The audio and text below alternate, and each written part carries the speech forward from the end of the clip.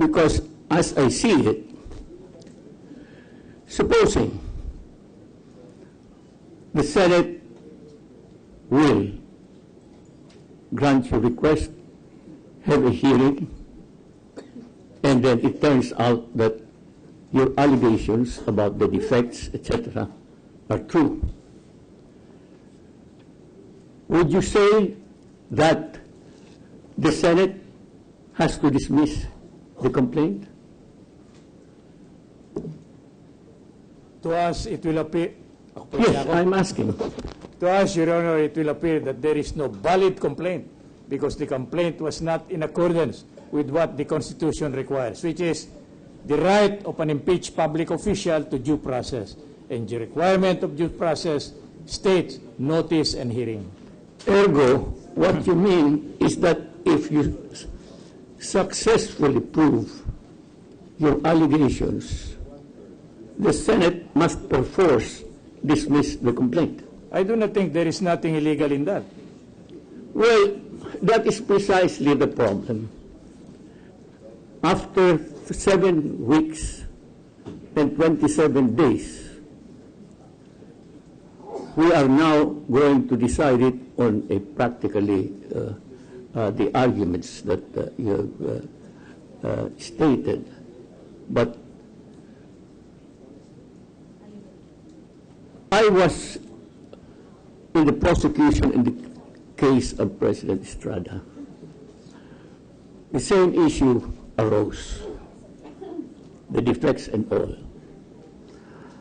Our argument is that the House impeaches, the Senate hears and decides.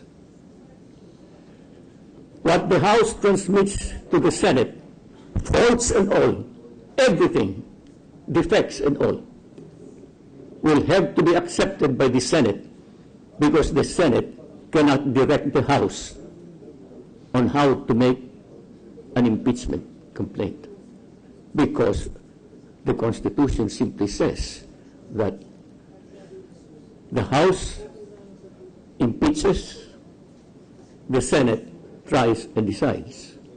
So,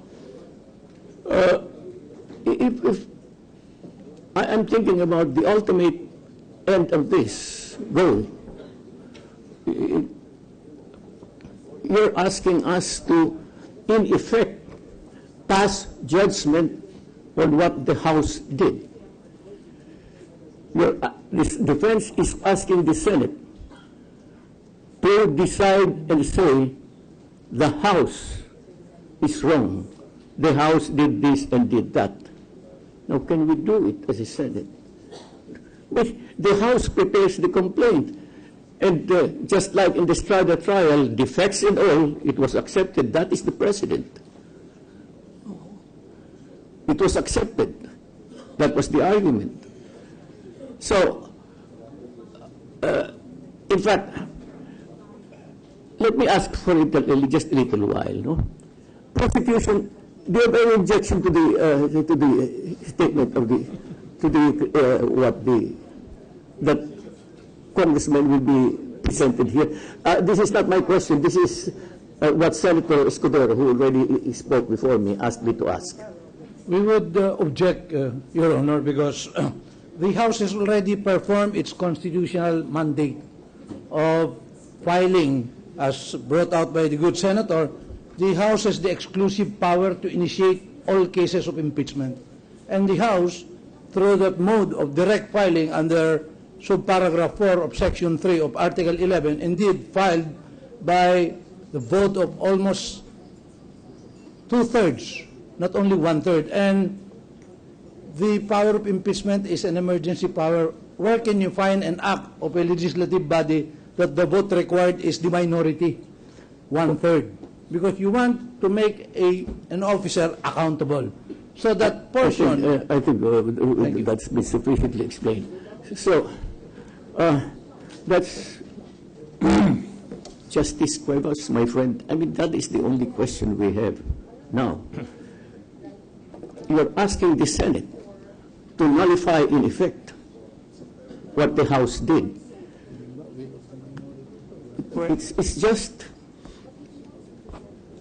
if we did that, Your Honor, we have predicated our action on the decision of the Supreme Court, Your Honor, that we can raise violation of the impeached public official to due process before the House. And if it is not acted with favor, we can bring it even before the Senate. That is the ruling of the Yes, Supreme but Court. in the Davide case, the Davide case never reached the Senate. No, that is not the Davide case, Your Honor. I'm sorry. I'm sorry, whatever you are referring to. It's the Francisco case. Oh, Francisco case. Yes, House Now, of- it reached only, it did not get out of the House. So the ruling was still, the Supreme Court made a ruling over a decision or rule or action made by the House. But in this case, the Senate has already acquired jurisdiction. Precisely, that was the basis of the ruling in that case, that if it is not honored by the House of Representatives, then you can bring it up before the impeachment court, which is the Senate.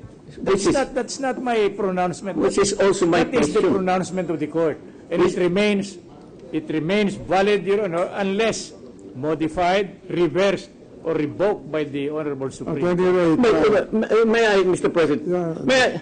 You had Christmas season. You could have brought that to the Supreme Court, just the same as in the Francisco case, before it reached the Supreme Court, or before the Senate, before the Senate acted on it. You know? But the Senate has already acquired jurisdiction. You want There is no possible time, if Your Honor please, to Well- bring it. It was a blitzkrieg action. If you Anyway. had gone over our complaint, we delineated very particularly and specifically why we were not able to act one way or the other. It's like being hit by thunder, Your Honor. Wala na. Thank you very much, sir. Thank you. At any rate, the chair would like to end this matter and decide it so that we can proceed. Mr. President, Yes? Senator Pimentel and Senator Pangilinan, Senator Pimentel wishes to have the floor. Just